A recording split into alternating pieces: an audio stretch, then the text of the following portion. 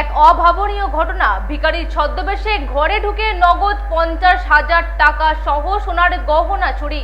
ঘটনাকে ঘিরে রীতিমতো চাঞ্চল্য ছড়িয়েছে ধূপগুড়ির কথাপাড়ার বেলতলি এলাকায়। ঘটনায় বাড়ির মালিক ধূপগুড়ি থানায় লিখিত অভিযোগ দায়ের করেছেন। ধূপগুড়িতে ভিখারির ছদ্মবেশে ঘরে ঢুকে চুরি, 50,000 টাকা ও সোনা হারালেন গ্রামবাসী।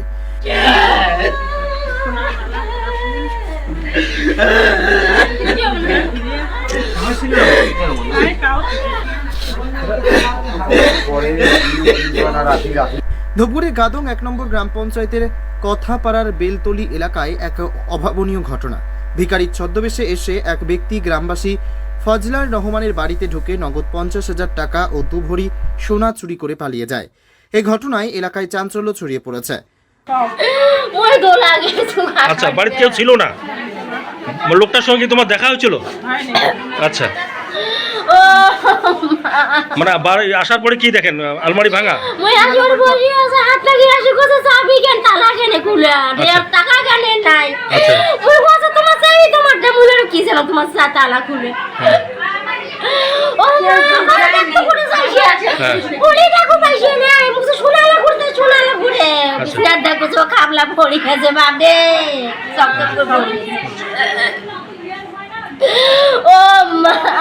ফজলার রহমান জানান, আজ যখন তিনি বাড়িতে ছিলেন না তখন একজন ভিখারি তার বাড়িতে আসে।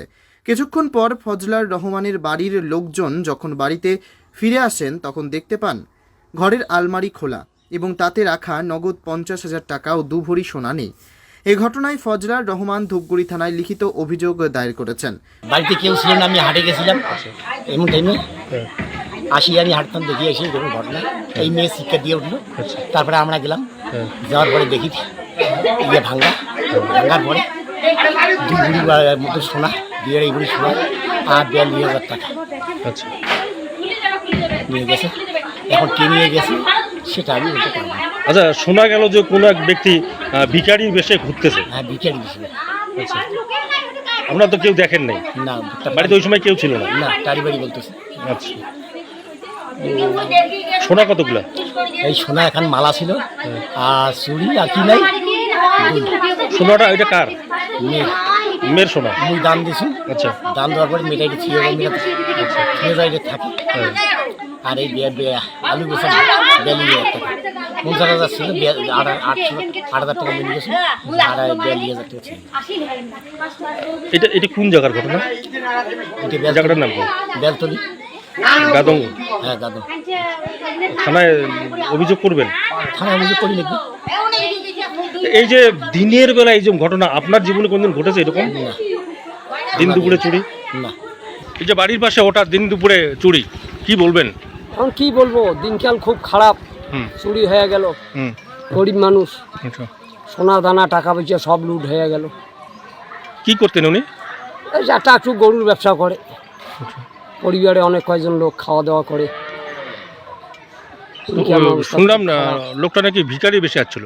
ভিখারি ভেসে তো আসছিল, সব বাড়িতে ঢুকছে, সবাই জানে। আচ্ছা, কারো বাড়ি ঢুকতে পারে না, হয়তো এইখানে ফাঁকা ছিল, এইখানে ঢুকছে, টাকা পয়সা যা আছে সব লুট করে নিয়ে গেছে।